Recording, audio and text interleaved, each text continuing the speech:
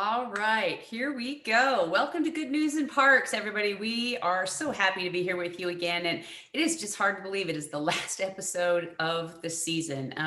But we are already working on season 3, and we're going to have more on that for you at the end of the show, including some information about some great opportunities to get some good news swag. We know a lot of people have been looking for that. And even more exciting for us, a brand new registration system that will give you access to many new features, including access to all of your CEU certificates all in one place. So yay, we're super excited about that. I wanted to say thanks to our viewer, Diana Weber, for today's really thought-provoking opening quote. I'm not sure if you realized it, but there was 2 ways to see that. And we're curious to know how you all read it. Did you see opportunity is nowhere or opportunity is now here? Very cool. Really fun one to take back and share with your team. So thanks again for that, Diana. We have a great show for you today. We are focusing on young professionals today. And I know I'm really excited to hear what these dynamic leaders have to say. We do have a slight change of schedule as one of our panelists had a conflict, but we will be joined later by a new panelist. And Jody's going to give you some more details. So Jody, let's hear about our guests today. Oh my gosh, I'm so excited. We've been waiting for this show all year. And we wanted to, and the audience has asked for our young professionals. So here we are today with the best of the best. All right, Sarah Larson, Deputy Superintendent, City of Bristol, Connecticut, Parks, Recreation, Youth, and Community Services Department. That's a long one. Certified Parks and Recreation Professional. She also received the Central Connecticut Chamber of Commerce Youth or Young Professional Award. She's also part of the 2021 recognized Nrpa 30 under 30 top young professionals in the field to watch. Sarah, thank you so much for joining us. Welcome to the show. Thank you so much, Jody and Marie. Thank you for having us. You bet. Angel Obert, Director, Unified Government in Wyandotte County, Kansas City, Kansas, Parks and Recreation Department. Certified Parks and Recreation Professional and Certified Aquatics Facility Operator. She has been and held positions with City of Kansas City, Missouri and Springfield Greene County Park Board. She also was recognized as a 2021 30 under 30 NRPA, the young professional to watch. So again, we want to welcome you, Angel. We appreciate you making time today. Thanks for having me, Jody and Anne Marie. Wouldn't miss it. Happy to be here. Fantastic. And we are so excited. We've wanted to have Michael on all year, and it finally came to us today. Michael Biedenstein. Michael is now the volunteer and awards manager with National Recreation Park Association in Ashburn, Virginia. While working prior to that as division manager at St. Louis County Parks and Recreation, Michael served as a chair of the actual Young Networks Professional Network. He also was a conference local host committee member, and he founded and championed the 30 under 30 NRPA recognition program with young professionals. Oh my gosh, Michael, way to go. And then finally, he has served in other positions of management with City of Eureka, City of Deferred, and he chaired, get this, young professional, chaired the park board for the City of Crestwood, Missouri. Michael, we're excited to have you on the show. We know that you're going to come back at about 1:30, so Eastern time, and we will see you then. So everyone, let's move to good news, national news.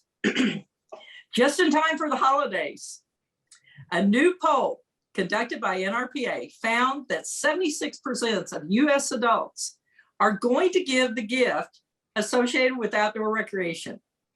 This is wonderful news, and they intend to spend over $100 for this gift.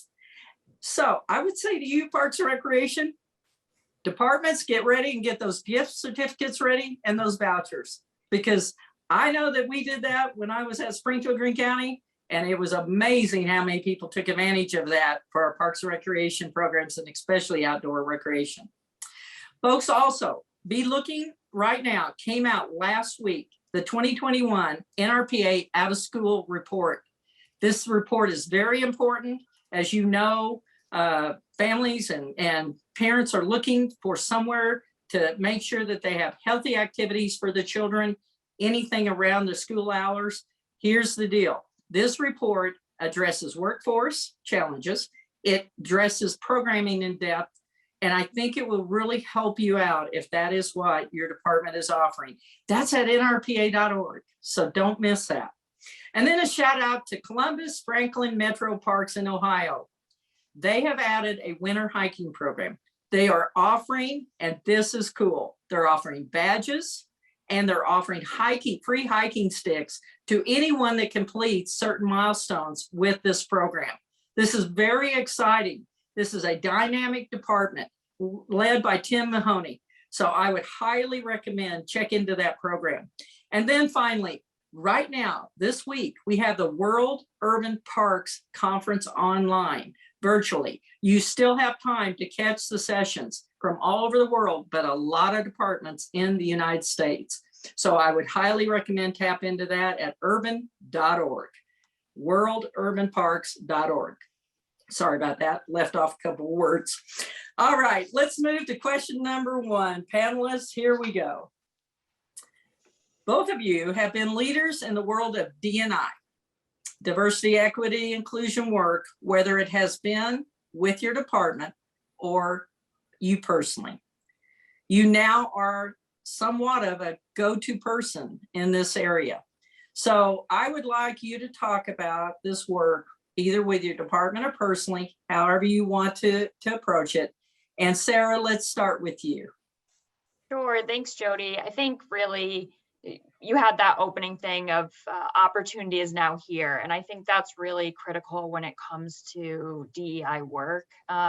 So our department really champions that with everything that we do. And we really want to make sure that what we do is centering diversity, equity, inclusion, really because we're serving the community. And if we're not meeting their needs, we're not successfully serving them. So when we talk about diversity, equity, inclusion, it's more than just kind of checking that box or meeting that buzzword. It's really influencing how we approach different topics, how changing our mindsets, and then implementing it. So one example that I have that really just resonates with me so much is we underwent a master planning process in 2020. And when we were having a commission meeting to talk about and present that master plan, one of our youth commissioners, who was a young man, when we were talking about one of the parks, was like, well, are we going to get lighting on this basketball court?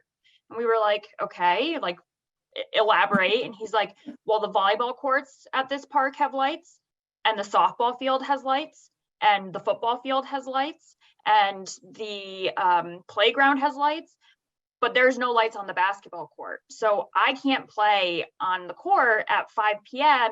in the fall because it's dark out and I have nowhere to go, and that's my neighborhood park. And Josh, my superintendent, and I looked at each other and we whispered to each other equity. And it really was just that moment of thinking that for so long in the parks field, there was conscious or unconscious decisions about who was allowed to be in certain spaces and at what times were people allowed to be at certain spaces and who's allowed to consume recreation. And I think it's really important as we think about diversity, equity, inclusion, whether it's providing swim caps that accommodate natural hair at our pools, whether it's providing lighting for certain recreational facilities, whether it's really making sure that we have universal designs that are accessible to our facilities and features and programs, is really redefining and thinking about who is allowed and who do we want to be able to consume. And that answer needs to be everybody. We serve everybody in parks and recreation. And so we need to make sure everything we're doing, from policy to facility designs to programming, to our capital projects, really make sure that diversity, equity, and inclusion, and that idea of inclusion is right at the center, because we can't serve people effectively if we don't do that. You know, Sarah, you're so humble, and so is all of your staff and your director. And I just got to tell you, you all have been recognized in the last month by the Connecticut Parks and Recreation Association for your D&I work. And I know you're humble. I know. Isn't that great, Angel? I mean, you know, it's just, that's what this is about. But you have the plan. You have the right approach. You just gave an example that is everyday America, and really appreciate you doing that and hitting this question head on. Thank you so much. Yeah, thank you. And I'm really happy to say that we were able to take that and effectively petition for lights for that basketball court in our next CIP process. So we actually have the funds now, and in the next year or so, unfortunately, because of COVID, everything is backed up, but we're going to be getting lights at that field. So I think that's really critical. And I do also want to shout out the fact that in a field that has been typically older white men, we have two young women on the show. And I think I just want to congratulate Angel and thank you guys for showcasing. I think the field of Parks and Recreation is radically changing. And I hope that gives us the opportunity to meet more needs of our communities. Well, So you know what, you are so on target, because this is what's great about the equity and what we're getting into throughout the country. You know, right now we're looking at 50, 60% are female directors or deputy directors or something like, and I just know that stat just from being in the field, obviously, and being in those shoes. But that's what's fantastic. Everyone is coming into this equity at all levels. So it's wonderful to see the diversity of the genders that are in leadership positions. Wonderful. Angel, let's turn it over to you. Yeah, thank you, Jody.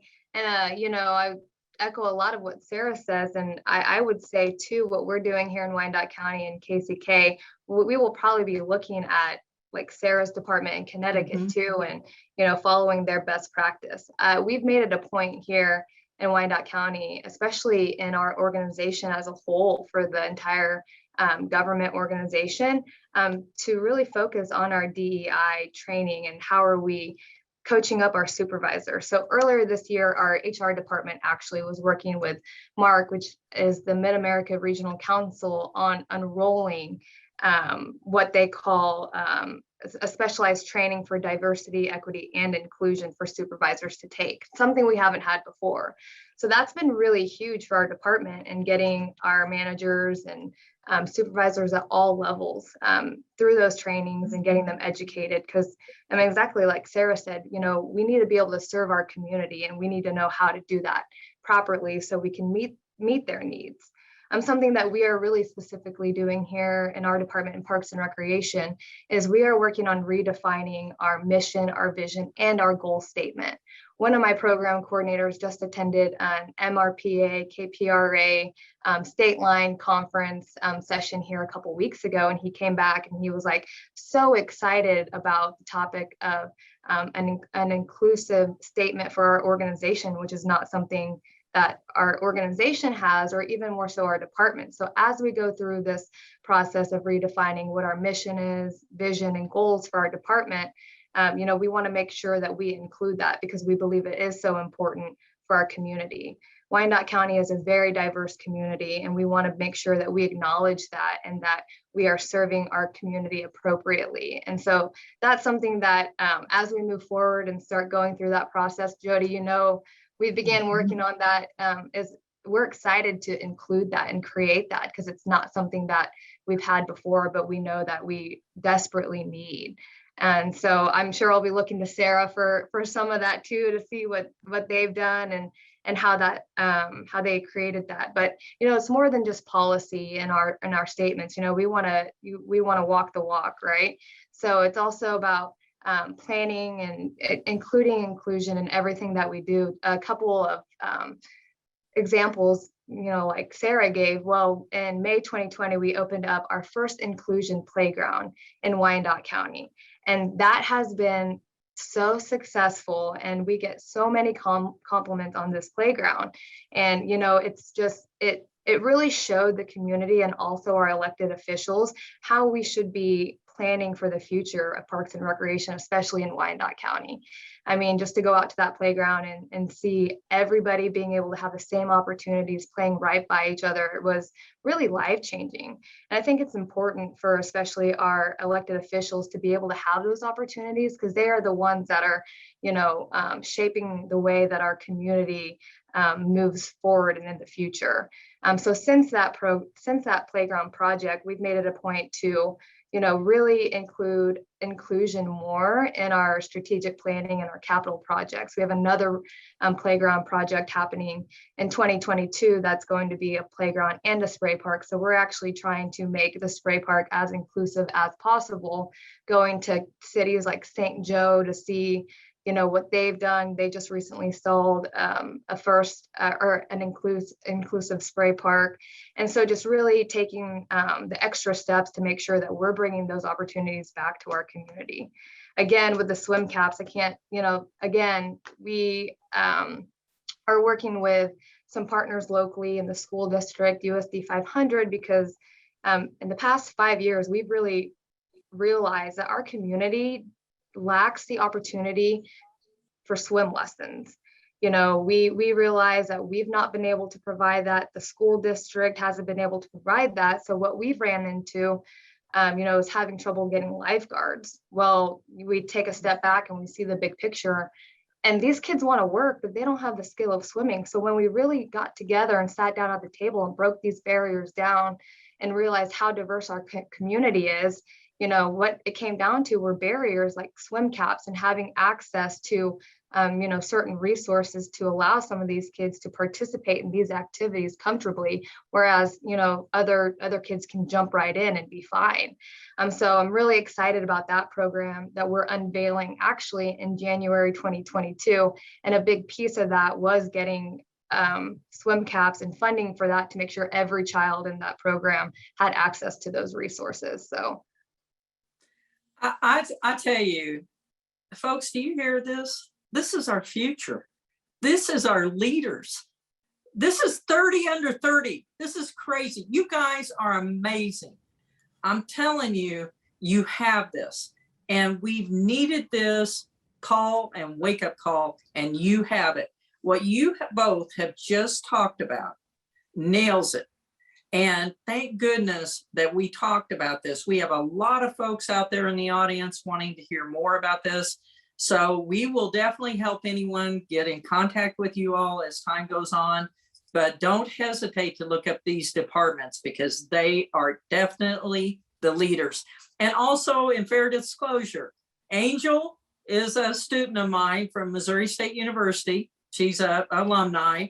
And I can tell you, Michael, he is a student. I think, Michael, you went to Southeast. Yeah, there you go. And you got to announce it, Sarah. Where'd you go to school? So I did my undergrad at Tufts University, and then I am currently pursuing my master's at Southern Connecticut State University in Recreation Administration. Well, and Angel, I think you did your master's at Missouri State too. And then Michael, I think you're about to finish your MBA. Yep, at SEMO as well. Unbelievable. So here we go, folks. This is why these folks are on the show. All right. Jody, do you mind if I jump in for a second? Yeah, please. I see that Donna in the chat had mentioned the 7 principles of universal design. And I just really want to echo that. I had the opportunity at Nrpa to go to one of the sessions that was presented actually by a Play Corps researcher. And they talked about universal design in playgrounds and implementing those universal designs within the playground structure. And I would encourage everyone to go on to Play Corps. I didn't mean this to be kind of a prompt for you guys, but it really was great because it really redefined how I thought about playgrounds. And we were really lucky in about 2000, the Rotary Club in Bristol had put in an inclusive playground, worked with the Parks Department to put one in. So we've really been ahead of the curve on that one, which was really great. But as we're starting to replace our other playgrounds in town, having gone to that presentation has really made me think about like the fact that playgrounds are inclusive and there's universal design really increases play among all members, as Angel had been saying. So as we're doing that, that's something that I've been able to kind of go on and use and think about with capital planning. So I would really just echo what Donna says and encourage people to go and look up that as a resource, because I think it's really critical as we talk about play and inclusion and things like that, to have that in the back of your mind as a resource to use. You know, Sarah, that changed our lives too. We actually followed those 7 principles when I was director of parks.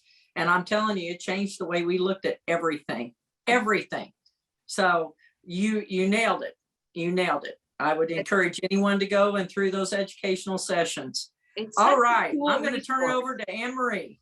I was just going to say that is such a cool resource, because if you think about the principles of universal design that have been out there for years are about building. And this was the first time they had been turned toward a playground. And, you know, it wasn't Playcore. If you know our work, we work with a lot of top scholars, and it's their work. We go out and find who's the top expert in this. So that was a case where Dr. Keith Christensen from Utah State Center for Persons with Disabilities helped us look at those principles of design and make them about the playground. So they're very specific to that. So it is a really, really cool resource. I gotta say, I love how you guys are just talking about what isn't being done. And rather than just keeping up with what's happening in your department, you're taking the time to look at what isn't being done and connecting those dots and removing barriers and making that happen. And, you know, anybody can test, it is so easy to get buried in the day-to-day to a busy position. But the fact that you are stepping back and looking at service with a fresh and inclusive eye is really to be commended. Audience, I just want to remind you, you can ask questions in that Q&A box at the bottom of the Zoom screen. We love getting conversations and interactions going with you, so feel free to do that. This is your show. We'd love to hear from you. So let's go ahead and get the first poll question going. And this is one that came from our audience surveys. Kind of interesting question here. Somebody was wondering, you know, what changes have you made in organized sports due to COVID? And this question comes from a viewer wanting to understand the changes that COVID has had on your organized sports programs now. So report sort of as to your current status on this. We had limited or stopped team sports in the height of COVID, but we are back to normal now. We put that in quotes for whatever that means. We are limiting spectators. We offer limited sports schedules. We're not offering locker rooms. That's another interesting where rather than have locker rooms, they're asking teams to sort of come and then leave after the game. And there's not that whole need to spend the time disinfecting locker rooms. So that's an option for some. We are implementing physical distancing and or PPE, like no fist bumps, no high five, that kind of thing. We aren't holding organized sports yet, or not applicable. Our park has never offered organized sports. Some parks are smaller and don't do that, or something else. And as you know, if you attend the show all the time, we always have something else on there as a choice. We obviously don't have enough space in the Zoom poll to put every potential answer that you guys might have. So if it is something else that we haven't listed there, go ahead and check that box and share that with us in the Q&A. We'd love to know what other changes you guys have made out there due to COVID in your organized sports programs. So it looks like everybody, we got a couple more votes. So we'll give you about 5 more seconds here to vote. So if you haven't voted, go ahead and get those votes in, and we'll end the poll in 3, 2, 1. And let's share the results with everybody. Well, this is kind of good news. We had limited or stopped team sports, but are back to normal now. That is awesome. That is by and large the most popular answer. So that's really, really good to see. I see a few of you there, 14% selected something else. So please share that with us in the poll so we know what those are. And I will turn it back to you, Jody, so that you can engage our team in another question. Well, you know, I'm going to vary a little bit. Michael, you do not have to answer anything, but you just left St. Louis County. And what a dynamic department. And they've been, yeah, I know this was difficult for you, but we needed you at National. So here's the deal. Do you want to comment at all on this question that we were talking, or any D&I? You feel free or not. I think it's incredibly inspiring to listen to Sarah and Angel. And I think it's also really important to recognize that each individual and each individual agency is at a different point in their DEI journey. If I'm honest, St. Louis County was probably behind these two visionaries that we have on today. We took a little bit different approach where we actually had more momentum with a employee-driven initiative. We actually had some rec supervisors and a park supervisor, which in our organization is several layers down the organizational chart, and they came to us and said, we want to start an idea committee. So inclusion, diversity, equity, and accessibility. And it was so cool to see and to be in a leadership role to provide that space. And really, when I jumped over to Nrpa, we were really just starting to gather some great momentum. And so just recognize and affirm that not everyone's has the same buy-in, maybe from their leadership or from their elected officials. There's no perfect place to start. One of my favorite things that Autumn Saxon-Ross says at Nrpa, she's our Chief Equity Officer, is don't let perfection get in the way of progress. And so don't think that you have to get it right the first time. Take baby steps, find the right avenue for your community. Because yeah, we focused a bit more on accessibility and then branched into more diversity and equity. So yeah, St. Louis County, we're just on the earlier parts of that journey, but recognize that whatever organization you're in, it's a continuous learning journey. It's a continuous improvement journey. You know, you made so many, so many great comments. Just bottom line is everyone's at a different level. They're at different stages right now, but thank goodness, hopefully the departments, most everyone started on it, if not really recognizing they need to start on it. So Michael, thank you very much for chiming in on that. All right, question number 2. Our audience is interested in your views on the subject of innovative pandemic-friendly programming in multi-generational, special events, camps, inclusive programs, or anything else you want to mention. And Angel, I'd like to start with you on this one. Sure. I could probably talk a lot about this topic, but I'll go ahead and start with some of the things that we did at the beginning of COVID, trying to be innovative with programming when all of our rec centers were shut down and we weren't running programs. So we did try to do a lot of virtual outreach to our community. So we had a couple team members that did some virtual park tours. So they would take pictures of the parks and kind of give an overview of the park history. And that seemed to be really popular with a lot of our users, especially those on social media. We did see disc golf grow. We've got 2 or 3 really amazing disc golf courses. Disc golf is really big here in Kansas City, and that's an excellent sport. You can social distance, and that's something that people could still get out and do in the middle of a pandemic. So that actually grew a lot more during the pandemic, and we actually just recently finished installing a new 9-disc course in West Hyde Park, which is awesome. And we've had 2 or 3 more inquiries about installing more within our parks. And I think what's really cool about disc golf is it engages more of the green space throughout the parks that might be underutilized and, just not explored a lot. And also disc golf, especially in a community where it's really popular like ours, it brings more people to the park. And so it kind of drives out some of that negativity that we might be seeing in some of those parks. So that's been really cool to see that grow even more in our community.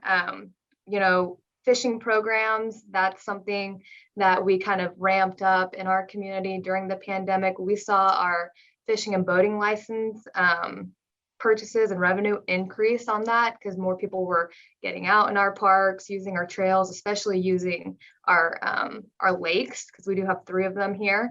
And so a really neat program that our program coordinator of our special populations kind of recreated and reinvented was fishing programs for the special populations. And I can't tell you how excited these fishers were to come out and just partake in fishing and learn how to,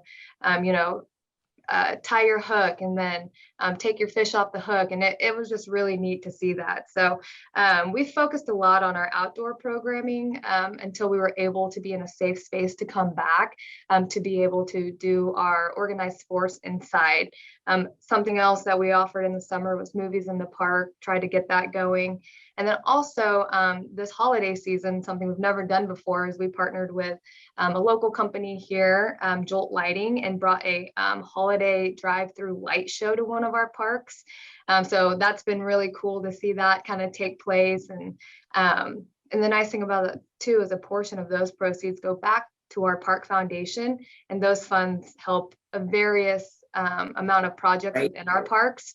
And the park foundation's whole purpose, they really only support projects that support, you know, being inclusive and then also reaching out to special populations. So it's kind of really cool how full circle that's been.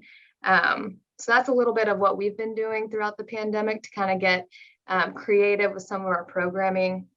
Of course, our summer camps were on hold for a little bit, just, you know, due to not being able to be in person. Here in Wyandotte County, we've had one of the more stricter mask and COVID-19 rules and regulations throughout the KC metro area. But something I will mention real quickly that I'm proud of is when I came on, a lot of our facilities, most of them didn't have building code footprints. And anyone that runs state licensed summer programs knows you can't even obtain that status unless you have those drawings. So we've been working really hard over the past 3 years, and the pandemic actually allowed us time to finish those projects so that we could come back and offer our summer programs at a state license level and having that status, which is so important in this day and age. You probably can't run a program without that. So we were able to do some really good work on the back end. Even though programming came to a halt, we continue to work towards accomplishing some of these programs so we could come back even better. You know, Angel, I've watched this, obviously, being close and visited your department. It is amazing what you and your staff are not shying away from anything. You are going for it. You are recalibrating. You are putting in innovation every day. It is amazing. Keep driving. So encouraging. Folks, just take a moment and go on their website. It is amazing what they're doing. Again, Sarah, let's come to you. Yeah, sure. So we had a little bit different in Connecticut. Obviously, right in the beginning, we were right near New York City, and that was a big thing. So we got locked down really early on it. We were between March and June, we were kind of closed down in 2020. And then we actually, Connecticut declared summer camps to be an essential service for childcare, getting people back to work and things like that. So we actually did run childcare summer camp that original summer. Not what it typically looks like. We rebranded it as summer care as opposed to camp. We weren't going on field trips. We weren't doing things like that. But we recognized that we were really, and parks and recreation agencies across the country, I do want to just give a second to shout you guys out because I don't think we were recognized as the essential service that we were. But I recognize it. And I think we all in the field recognize that the countless hours and policies and procedures and consultations we did to really make sure that whether it was our green space or our programs really met the needs of the community. But we really recognized that we were not only critical during that summer to get parents back to work or adults back to work with that child care, but also that we were going to be really critical to kind of make up the difference of the 3 months that were lost from school. So whether that was academically or social emotionally. And so we really advocated and worked hard to make sure that with our local health department and Board of Education, we were filling that gap to make sure that they were ready to go back to school, whatever that looks like to come fall. And I was happy to report we had no cases that first summer and we had no transmissions. And so that was really encouraging. And then come the end of the summer, the local school district had announced that they were going to only be in person 2 days a week. And with 2 weeks prior to the start of school, they came to us and were like, we have to do this per state regulations. We have hundreds, thousands of kids in our school district who aren't going to have anywhere to go, whose parents need it. Can you offer a program to support them. And in 2 weeks, shout out to our recreation supervisor, Amory Shelby, scrambled to get staff put together and put together a childcare program that we'd never run before that lasted through the entire year. And so I give credit to that. And then just, again, I think really just implementing and emphasizing how much agencies in our field really turned and innovated and said, yep, what do people need? How can we meet that need? And then one of the things that I thought was super cool that we did is so we had programs pretty much the whole summer, fall, and then last winter, the government of Connecticut did a lockdown on indoor sports. So we were completely kind of out of luck with our programming. And so we were trying to figure out kind of what we were going to do. So we repurposed a lot of the funds, wages, program supplies, money that we would have been spending on those programs to purchase and put together close to 1,000 park packs. So we got these duffel bags that we filled with everything from footballs, soccer balls, puzzles, arts and crafts, games, books, water bottles. We got hats so that people could go outside and recreate outside. But the idea is we delivered these to people's houses. We've done close to 1,000 of them this whole year. And so people are able to recreate either in their house or in their yard or at the park by themselves and still have kind of everything they need to still get that recreation that we weren't able to provide in person at that time. And it really turned out great because it allowed us to kind of go through some of the supplies that we had that had been hoarded since like the early 2000s that were like, okay, no one's doing this craft at camp. We can give it to these kids and then use it to repurchase new basketballs and things like that for us. But that was something that I was really proud of our team. We actually got recognized by Nrpa in an article on that. But I think really it goes to show like how departments, and we're not unique, how departments across the country really pivoted, whether it was offering vaccine clinics or childcare or different recreational opportunities. We saw disc golf skyrocket as well, to green space usage, to really allow people the physical and mental health outlets that they weren't getting otherwise. You know, you make such a good point. The whole country, I mean, it is amazing, the learning curve. You know, I can say this with conviction since I've been in the field so long. I cannot believe, even through this show, we have heard this, Anne-Marie, how much our profession has learned. Yeah. I believe truly that this took us to another level of expertise at a highest level that we could have ever expected. If we had not had the pandemic, I don't know if it would have pushed us so far.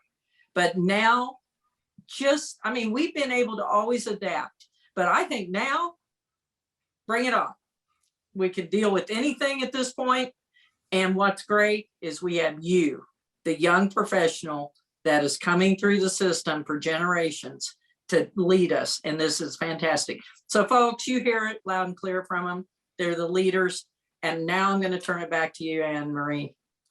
Absolutely. Let's do a couple more poll questions. Again, these are coming from our studio audience, things that they have asked us to basically ask the larger group in the surveys that we send out at the end of the show. So here is the next one. We've heard some questions about the Land and Water Conservation Fund funding and maybe some perceived complications about applying for that. So we would like to ask you guys, what is your biggest perceived challenge in getting the funding? Is it the time required? Is it understanding the process, writing the application? Is your state SCORP out of date, the statewide comprehensive outdoor recreation plan? Is that out of date? And so you feel like, you know, maybe that's not going to align with your needs. Finding the matching fund component for the LWCF funding.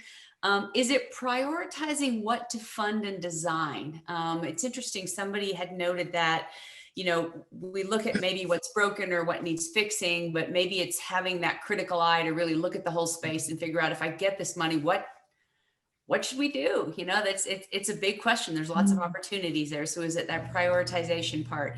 Is it aligning your annual budget with when the funds are actually granted? There can be a bit of a delay there, right? So you have your matching funds in your budget one year and then you don't get the funding until the next year. Is it that whole alignment issue? We know we've heard that from a couple of folks. Or again, is it something else? And if it's something else, again, please share that with us in the poll. But we're going to give you guys just a couple more minutes here. This one is a passion grinder. I'll tell you, the voting is going hot and heavy here. So while you all are voting, we're going to give you just a couple more minutes. We don't want to cut anybody's vote off early.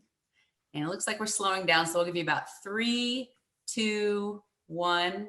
And let's end the poll and share. This is really interesting. Understanding the process was the biggest concern that you guys are seeing, but not by much. Writing the application and finding the matching funds are right behind that. So that is really helpful to know. So we're gonna do one more poll question before we turn it back to Jody and the team. And that one is concerning capital investments over the next 1 to 2 years, which will have the highest priority. We have our next show for January is going to be all about capital funding and investment. So we can't wait. A lot of questions and interest in that as a topic. So that's something we're going to cover. So let us know, what are your priorities there? Is it acquisition and development, facility rehabilitation, new site improvements, existing site replacement and refurbishment, technology, vehicles and equipment, or again, something else? So you guys are voting pretty quickly on this one. We'll just give it a couple more minutes to go before we turn it back, and we'll end it in 3, 2, 1. Existing site replacement and refurbishment. No surprise, you know, everyone's at the parks right now, so things are getting used very heavily, which is wonderful to see, but it's also exacerbating that need for updating and replacing some things. So great to see that. Thank you guys so much, as always, for taking our polls. As you know, Jody and I get all the content for all the shows from what we hear from you guys. We want the show to continue to be relevant for you. So thanks for sharing that information. You'll probably see some of this on future shows, and I will stop sharing that. And Jody, take it back to you. All righty. Okay, let's jump into question number 3. And then Michael, we're going to come to you for a brief interview. So hold tight and we're going to come right back to you. All right, question number 3. Continuing on with the subject of innovation. Our audience would like to know if you would talk about the current and future maintenance operations within the context of innovation and best practices that you all are using. So again, let's go ahead, and Angel, would you lead us off on this one? I know, jump right in. Yeah, I can. So I will say our department specifically has been tasked with a lot of deferred maintenance, as I'm sure many other Parks and Rec departments are. Parks and Rec department's usually the first department to get their funding cut. And we've certainly experienced that heavily over the past 10 to 15 years. So in 2017, we did a master plan, and, the findings from that, I think it was about back in 2017, 50 million to really get our department up to the Nrpa standards. So it was a pretty daunting task for us, and still is. So a lot of what we're doing right now is, developing a strategic plan on, what does that look like for us for the future of our department to continue to maintain our inventory, while at the same time we continue to, add more parks to our inventory. We have 2 new parks coming to our inventory in 2022. So, we can't do it alone, as everybody knows. So we we rely a lot on our community to get involved and to help us maintain some of these parks that we do have. In 2018, I believe Public Works rolled out an Adopt a Street program. And then so with them, we partnered and developed Adopt a Park program. So we encourage community groups to adopt a park off the list of our parks, to be able to, if it's picking up trash or even holding community events, to get more citizens out to the park and using our green spaces. So that's something that, we've worked closely with the community with, and other departments like Public Works as well. Right now, there is such a big opportunity for federal funding, as everybody knows. So when CARES Act came out in 2020, I believe, our department went heavily after those funds. So we have a very low budget for capital improvement projects every year, just because we unfortunately are, underfunded. So we have to find other opportunities, grant funding, to make some of these projects work. So right now, as we are planning strategically for what a good revenue stream looks like for the future, we're actively going after a lot of these federal funds. So we were, I'm happy to report that we got, I believe, $2.5 million from the CARES Act, which is more than our department's seen probably in 10 years.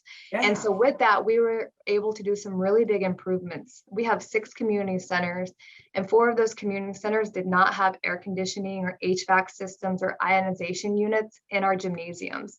In 2021, that's pretty hard to believe. So we are really focused on going after every opportunity that we can right now to leverage those funds.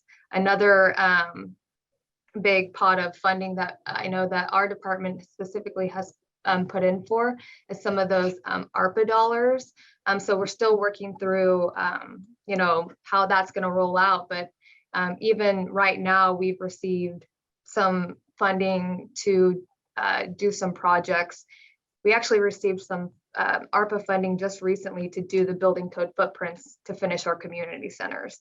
So really for us and maintenance is we got to really dig deep and get creative from my department, just because we still got a lot of work to do with our elected officials and also our community to just really stress how important parks and recreation is to our community. But what better time than now to do that, because the pandemic proved that our parks were used more than ever. So we are definitely building on that momentum to continue to build our case, which is all going to hopefully eventually roll into a capital campaign, maybe for a dedicated sales tax.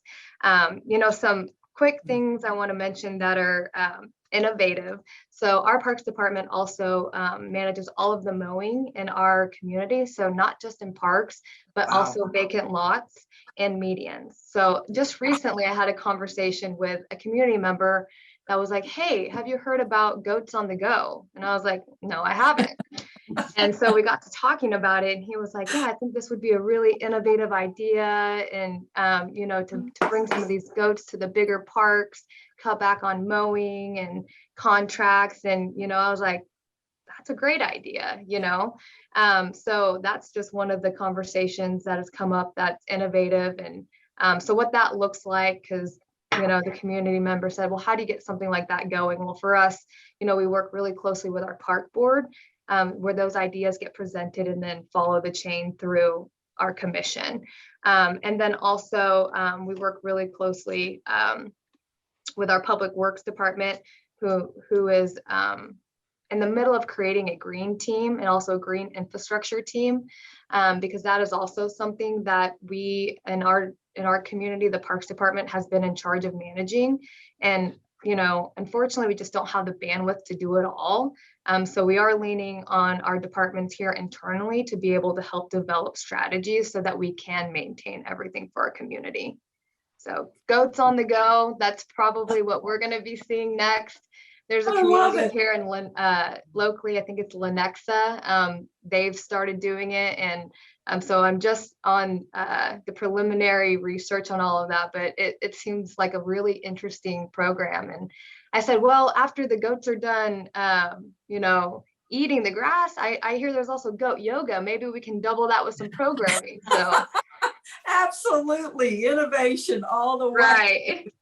Right. Well, so you know what? That is a great program. No, there's some great cities and counties that are doing that. I would definitely approach that and consider that. Sarah, let's move to you, and then we'll move to Michael. Angel, that makes me feel a lot better, because I've been advocating to get goats for the exact same purpose, and people just kind of laugh me off. And I'm like, no, but this is a real thing. Absolutely. And I'm like, and we can have them for events, and they can be our mascots, and I'll just take them home at night. I was like, don't worry. So that makes me feel better. I'm going back and telling people other people are doing this too. I would really just, I feel like what Angel was talking about is just so relevant in Parks and Recreation, and really just deferred maintenance is just like everything we deal with. We also just went through a master planning process, which again, when it comes to maintenance and things like that, I can't stress enough, whether it's internally or getting a consulting company, having a master plan, having a strategic plan is really just the way to go. I mean, that's it focuses what you're doing. It makes sure that you're meeting the needs of the community. Like, I can't stress that enough. But again, we were sitting around $40 million of deferred maintenance. Wow. And again, just the longer you put that off, the more it snowballs. And it can seem really overwhelming. And so I just really can't stress enough having that and using kind of the maintenance plan or the master plan, along with, I would say, really taking a look at CAPRA standards. So the Commission for Accreditation of Parks and Recreation Agencies, if you're not sure what that acronym stands for, Nrpa has really laid out kind of what they believe are the best practices to have in regards to policies and procedures. And I can't emphasize enough how much maintenance standards really help with that and kind of helping to tackle it. And master plans are so critical for really advocating for monies. As Angel said, we're all struggling to compete for the money against public works and water and sewer, kind of those big name departments, that fire, police, that people are like, yes, this is an essential service. And every time we have an administrative turnover, it's not police and fire who have to advocate that they're essential. It's us having to re-advocate for that. So having those master plans and saying, yes, this is what the community has said in this statistically valid survey. This is what these professionals have said, I think is really critical.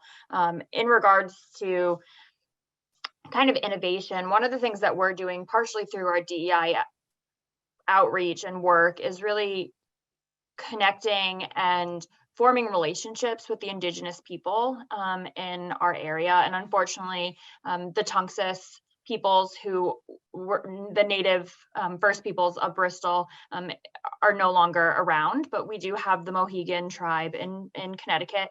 And I really just want to emphasize kind of this idea of like an alternate way of knowing and thinking. And so for so long in Parks and Recreation in the Western world, we've really had this idea of like the green lawn, monoculture lawn as being like the standard. And that works really well for a ball field. But as Angel mentioned, that leaves a lot of stuff to mow. And when our entire parks are just monoculture grass, it's not great for the environment. It's not great for erosion. It's not great for water permeation. It's not great for the amount of money we spend on fuel to mow it, and the manpower and resources. And so one of the things that we're talking about with them is just kind of how we relate to the land. And part of that, and I would really, you don't think of this as innovation, but I would really advocate the idea of kind of changing the way you think about landscaping. Obviously reducing the amount of maintenance you have to do, but thinking about native plants or thinking about getting low shrubbery that's or low growing plants that you don't have to mow. We have center medians that on our boulevard that are in the middle of traffic, that we have cars zooming by and are really safety hazard for our staff who are mowing that. But then also they get the grass gets hit by the salt in the winter and it's brown half the time anyway, but we still have to mow it for those some patches. And so in talking with our landscape gardener and thinking about these alternate ways of knowing and kind of what the landscape has looked like prior to 200 years ago, really thinking about the fact that if we change some of this landscaping, it makes it easier for us. I'm sure invasive species are something that people have to deal with across the country, and we're seeing that, and new species are coming in. And so we're really advocating these native indigenous species and emphasizing those and kind of how we can kind of use them in order to not only enhance the landscape and the experience that people are having and their relationship with the land, but how it can make our jobs easier so that we're able to allocate those resources to something else. Because as Angel said, we have so much to do and catch up on. If you don't make it easier on yourself, you're playing a losing game. So, well, great point. I'm so glad you talked about First People, Indigenous. This is wonderful. You hit it from different angles, both of you, but you also came to some common ground on comments. Really appreciate you both addressing this. Let me switch gears a little bit. Michael, I want to talk to you just a minute. Got a couple of questions for you that I'd like to have you expound on. One, talk a little bit about your job, because this is so important to us nationally, all the way filters down to our local communities. And then two, I want to make sure that you cover, how do people get involved as a volunteer with NRPA? Because I think sometimes people understand or think they understand that they can't get involved with NRPA until they're at this national level. And you and I both know they can get involved tomorrow. So Yeah. Turning it over to you, Michael, let's talk just a few minutes about this, but thank goodness you went there. Thank you, Jody. It was hard to make the jump. I'd been a Parks and Recreation professional, serving as a volunteer with NRPA for over a decade. I was super involved with my state association in Missouri and with national. But it really was an opportunity to do all the things that I loved so much about my association service, and that's celebrating and supporting Parks and Recreation professionals. And that's, I mean, my title is volunteer and awards manager.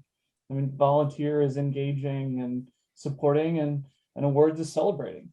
So the awards side of that is we just wrapped up the scoring for our second class of 30 under 30 recipients. We have two of our inaugural class, Angel and Sarah, which are on the podcast today.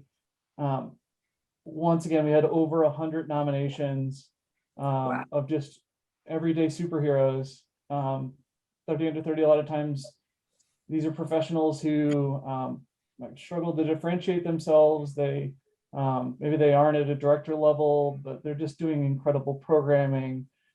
We've had some awesome therapeutic recreation professionals in that program. I'm so excited for that list to hit the public. That'll come out in the February magazine of NRPA's Parks and Recreation publication. And awards is also innovation awards, like Holy Cow, to the innovation in park design and social equity, and like innovation awards, spotlight awards, and professional fellowships, which I was lucky enough to get, a decade ago now. So it's so cool now to facilitate that process. So the awards for everything, spotlight, fellowships, Hall of Fame, those nominations will be open from January 7th to March 25th. So start thinking about those awesome professionals or those awesome projects that you have in your community, because those nominations, like I said, in January, those will open up.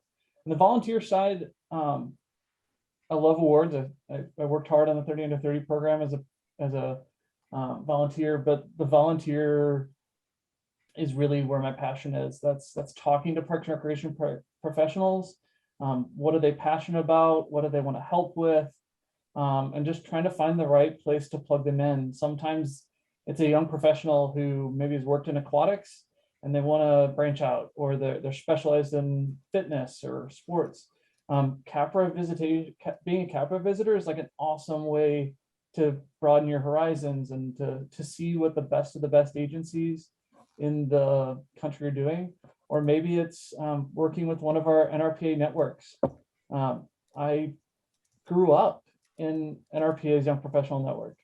I would not be where I am today without NRPA's, we call it YPN is the acronym. So maybe find whatever it might be. Maybe it's helping on the conference program committee selecting sessions. Trying to engage professionals and find the right fit for them to expand their horizons a little bit, to challenge themselves. Because I can say without fail, my state and national involvement has returned 3 times the investment that I put into it. So that's kind of what I'm doing. I touched a little bit on how people can get involved with NRPA.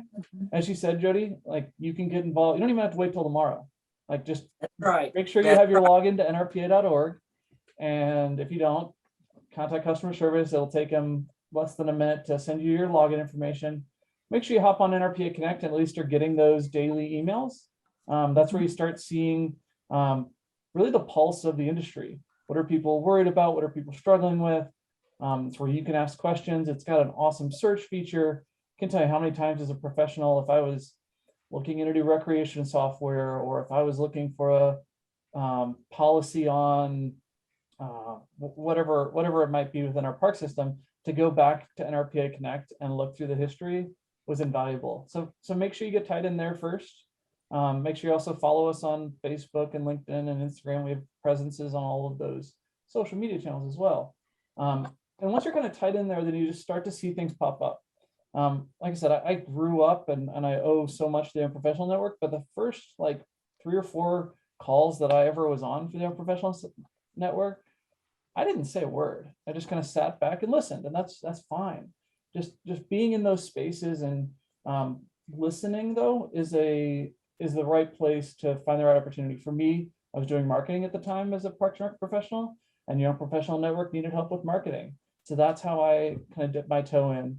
And then from there, just kind of evolved. But I rattled off some of these. NRPA's got a bunch of committees. Like right now, we're looking for people to serve on the AFO certification committee. We're looking for director school instructors. Excellent. The first of the year, we're going to be looking for new members of the CPSI committee. So all of these opportunities, you'll see them come across your plate if you're tied in with Connect and you're tied in on social media. Yeah, and just find what works for you. Michael, this is key that you're bringing all these opportunities up, because someone out there that's viewing this show, I know is going to tap into this. I mean, just that's all there is to it.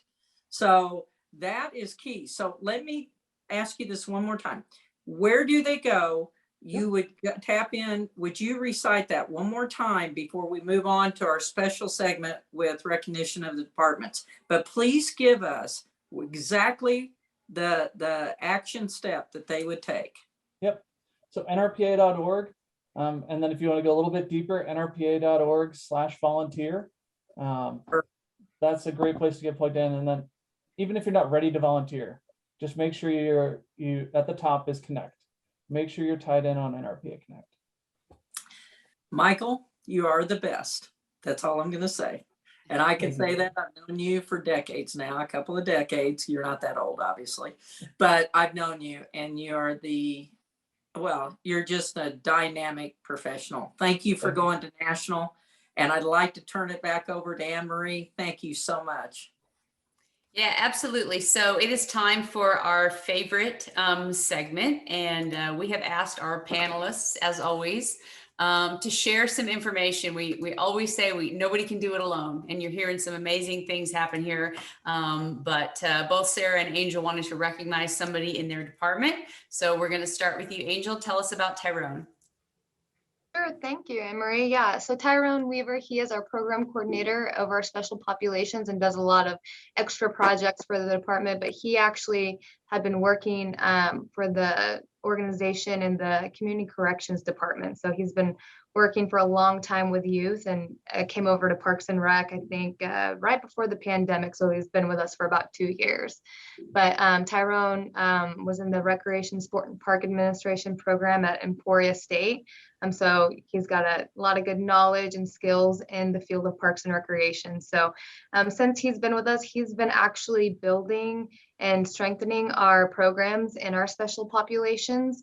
And so he does a lot of the sports with that program, and also our community, a lot of the special events, the dinner and movie nights, the dances, the bowling leagues. So he also works closely with Special Olympics for the state of Kansas and the programming that they provide too. So it's been a good asset to our department, and then also has been helping on various other projects for recreation. So awesome. That is great. $1 Million Smile. Look at all those $1 Million smiles he's creating. Is that picture from the fishing program you were talking about? That was the first day of the fishing program that we were able to offer this year. Yeah, that's it. That is totally awesome. Love it. Thanks for what you're doing. I think his name is Mike, but he caught so many fish that day. I think it was like every 5 minutes he was just catching fish after fish after fish. Yeah. Oh, I love it. That is so cool. Awesome. Thanks for what you're doing out there, Tyrone. That's totally awesome. All right, Sarah, tell us about your DEI team.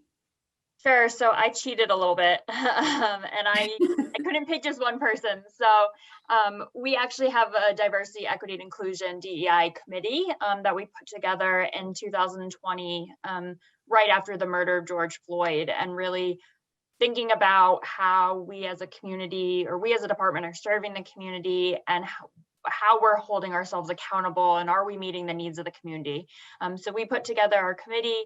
You can kind of see it here: Lauren, Steve, myself, Kiana, Janelle, Josh, Amory, Erica. And I really can't emphasize how critical the work that we're doing and they're doing is to our department. We've implemented through this committee everything from staff trainings.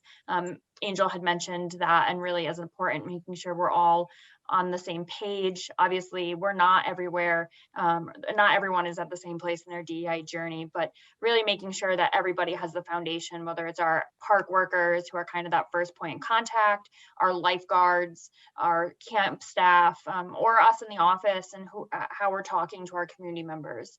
So we've done, this group does a series each season, doing a DEI training on a different topic, putting together a climate survey for our full-time staff and part-time staff to see kind of how we're feeling in regards to diversity, equity, inclusion, and how we can do better. Putting together community conversations where we bring out resources into the community for a conversation in our parks, to really kind of provide people with an opportunity to ask us as a city what we're doing, and hold ourselves accountable, making sure that the public knows that they can hold us accountable, and allow us to kind of get an understanding of what they need, to really champion different projects, from the lighting project I talked about, the natural hair caps, everything from the universal design, and changing even our Winter Wonderland event that we're doing. It had previously been called Santaland for 35 years, and really recognizing that didn't really encompass everything that we're doing as a city and everyone who lives there and what they celebrate. So we renamed it Winter Wonderland, and we're celebrating Hanukkah as well as Christmas, as well as Kwanzaa and the winter solstice, and really meeting the needs. Taking a look at whether or not we're having inclusive signage. Are things bilingual? Are we meeting the needs of the population? So I really just want to give a shout out to our DEI committee, as Angel said, and really emphasize, like, everyone in Parks and Rec, like, you have your job, but then there's so many other projects you take on and initiatives. And so I want to give a shout out to all these people on our staff who kind of get together to really make sure that diversity, equity, inclusion is something that we're centering in our work all the time. Well, that is absolutely awesome. And, kudos to every person on this committee. I know, we're hearing some great things coming from Bristol and what you guys are doing up there. And it's sometimes a matter of just, people are afraid to say the wrong thing or ask the wrong question, but it's all about just kind of being comfortable with being uncomfortable. You've got to ask those questions in order to find out what it is that we need to do and how we can make it right. And so kudos to all of you for what you're doing there. That's absolutely great. And I'm sure that there will be a lot of questions from our audience and from other people as they see this show and the podcast that want to ask a little bit more about what you're doing. So thanks so much for that. That's just great. Michael, we kind of got you on the spot because you were the last minute. Was there somebody that you wanted to recognize on your team? I know Michael was so great. He stepped in today as a guest after we had a little scheduling snafu. So we are so appreciative of you, Michael. I just want to shout out NRPA's volunteers, in particular NRPA's network leadership. We just cycled off at conference is when our networks change over their leadership. And I was lucky enough to chair the professional network in 2019 to 2020. And it's such a valuable tool, an engagement opportunity for our members. To Jody's point, it feels scary sometimes to say, oh, I'm not worthy of volunteering with the national organization. First of all, you are. But second of all, like the awesome place to get tied in is professional network, the aquatics network, armed forces network. I'm missing one, leadership development network. So just a shout out to all of those awesome volunteers, because without them, the profession wouldn't be what it is today. Absolutely. Let me jump in too. And Michael, you bring up, I'm so glad you're just really encouraging people, because Angel, you heard me talk about this when I was teaching at Missouri State. Bottom line is, I was a small town, obviously not today, but a small town supervisor in the midst of Missouri. And I had no idea what all I could get involved with until I attended one of the schools and I really got involved. But you don't have to wait till a school. You can literally, what Michael's talking about, get a hold of NRPA tomorrow and literally volunteer tomorrow. So just please don't hesitate, because anyone can join in. And we're so inclusive at NRPA and we so need your help. So please, I hope you will jump right on in after this show. That is a fantastic, fantastic point. Absolutely. All right. So as you know, we are always asking, for those of you who have watched the show all the time, you know, we ask questions in the polls, that we'd love to hear what's going on around the country. So we always ask you guys to share your good news. So we have a couple of really cool projects that we heard about that we want to share. Check out the preserve. This is a 28-acre, $15 million nature area at Bighorn Boulevard and Civic Center Drive in Elk Grove, California, District 56. The new park opened in early November. And as we were just talking about the Land and Water Conservation Fund, this was a $3 million Land and Water Conservation Fund grant from California State Parks that helped to fund this project. Besides trails and a fitness area and a play area and picnic sites and an amphitheater, this space provides habitat for burrowing owls, bats, and bird nesting areas on the islands that are scattered across the pond. And then there's also a forest of native oak on the park's grounds. So what a beautiful space. I mean, it's just absolutely gorgeous. Lots of space there to roam and wander and be out in nature. Another new park, this one's in Chattanooga, Tennessee, and is shared between the community and the local school. It was funded by Blue Cross Blue Shield Foundation as one of their Healthy Place projects, which are all across the state of Tennessee. And this one has a sports field, multi-purpose sports field, a running track, a playground, an adult fitness area, a multi-generational challenge course, obstacle course. There's tennis court, basketball courts, a covered picnic area, and restrooms. So wow, and you can see this is beautifully sited in a very dense community. So a lot of people that are able to walk to this park now and enjoy all of these different things to do there. So absolutely beautiful project.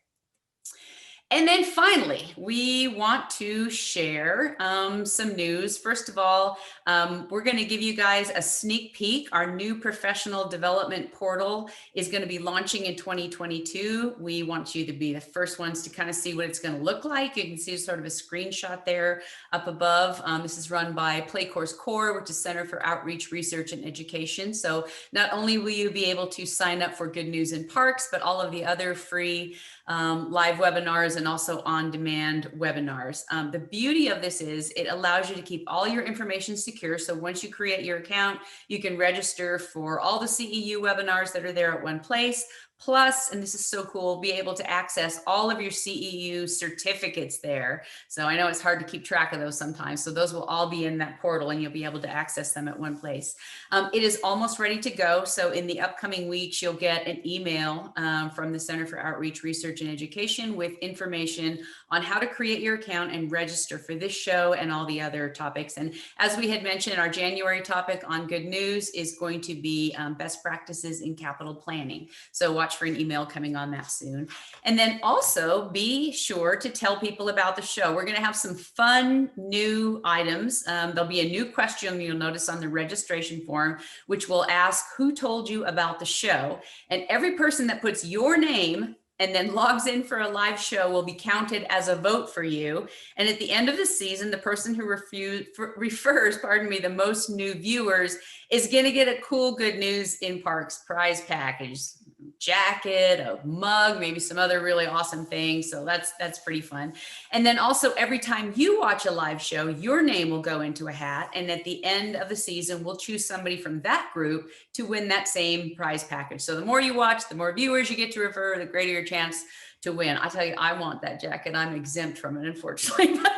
I think it's pretty cool. I've always liked the show logo. So 2022 Good News in Parks is going to be absolutely awesome. So watch for that email. And if you have any questions, as always, send them to core@playcore.com, and they can help you out with anything having to do with webinars, Good News in Parks, CEUs, certificates, all that stuff. So we're really excited to be able to present you with that new experience. And if you do I'm sure everybody does this, but the sessions on NRPA, it's the same system. So you'll probably be very familiar with how that works. It's the Elevate platform. So we're super excited about that. We're kind of going big league here with the show. And we can't wait to welcome you back for our 3rd season. Jody, I'm going to leave it to you. Who would have ever thought? I know, right? Just, again, I think again comes from the field. Every one of you said it. Sarah, you pointed it out. This is the show, not only by us, but for us. So that's why I believe it all works and comes together, and we're live and authentic. So I just want to say to all of you, thank you so much from the heart. You're inspirational. You're our leaders. And you know what? Can't wait to watch the next chapters of your careers. And thank goodness you're in great departments. And Michael, way to go. We're excited about this with NRPA and your leadership there. So Anne-Marie, thanks. Thank Take it you, away. my friend. We'll see you next year. Bye, everybody.